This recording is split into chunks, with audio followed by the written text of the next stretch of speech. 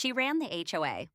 Then the HOA took everything from her. She spent 3 years enforcing every rule in the book. Then the book got used against her. The plaintiff had been a fixture in the Maplewood Ridge Homeowners Association for nearly a decade. She joined the board as treasurer in her 5th year of residence, a retired contracts manager who brought color-coded spreadsheets to every quarterly meeting. Neighbors described her as thorough, sometimes exhausting, but always fair. She knew the CC&Rs by memory. She cited subsections the way other people cite scripture. In the spring of one particularly dry April, she submitted a formal renovation request to the full HOA board, a $47,000 project to replace her aging wood shake roof with architectural shingles, repaint the exterior, and install a new composite deck along the back of the property. The application was 42 pages long. Every material was pre-approved. Every contractor was licensed and insured. The board approved it in under 10 minutes. What followed was 11 months of disaster. The contractor the HOA had recommended through its preferred vendor list showed up 3 weeks late. The roofing materials were swapped mid-project for a cheaper alternative without her knowledge. The deck was built 14 inches further from the property line than specified, triggering a municipal code violation that cost her $3,202 in fines to resolve. By the time the project limped to completion, the work had to be partially torn out and redone by a second crew. Her total out-of-pocket damages, including the correction costs, the fines, the extended hotel stay during mold remediation, and the diminished appraisal value, came to $89,400. That is the number her attorney put in front of a civil court judge on a Tuesday morning in late October. Her argument was precise and devastating.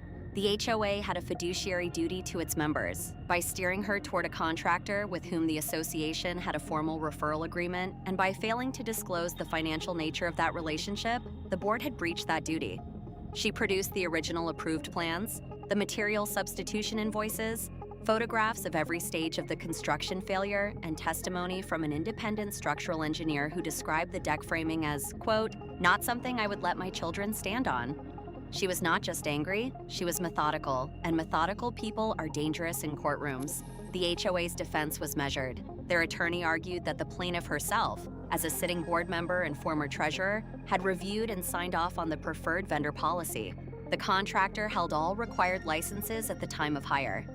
The material substitution, while regrettable, had been communicated via an email that the plaintiff had, according to server logs, opened. The HOA was not a general contractor. They made a recommendation, not a guarantee.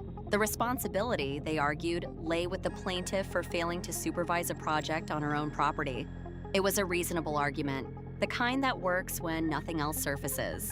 Then the HOA's own records were subpoenaed.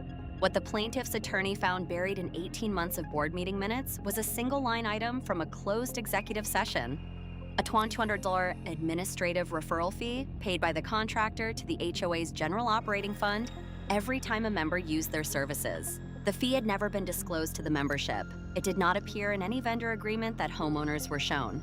The board member who had originally championed adding the contractor to the preferred list, and who had voted to approve the plaintiff's renovation, had also co-signed the referral agreement on behalf of the association. That board member was the defendant's own board president. The plaintiff had not sued a faceless institution. She had sued the people she sat next to at monthly meetings, and one of them had been collecting undisclosed payments from the man who destroyed her home. The judge ruled in favor of the plaintiff on all primary counts. She was awarded $89,400 in compensatory damages and an additional $14,000 in legal fees. The court also issued a declaratory judgment requiring the HOA to immediately disclose all vendor financial relationships to its membership. The referral fee arrangement was ruled a breach of fiduciary duty, not incidentally, but structurally. The board had built a quiet revenue stream on the backs of the neighbors they were elected to protect. The board president resigned before the verdict was formally entered. The contractor surrendered his license 6 weeks later following a separate complaint filed with the state contractors board. The plaintiff moved out of Maplewood Ridge the following spring. Neighbors said she left no forwarding address. The HOA hired an outside management company and spent the next year rebuilding trust with a membership that had stopped coming to meetings. The plaintiff got her money, she got her judgment. What she didn't get back was the decade she spent believing that the people who made the rules were playing by them too. Which leaves one question worth sitting with. If someone knows every rule in the book but writes a secret rule for themselves, Did they ever actually believe in the book at all?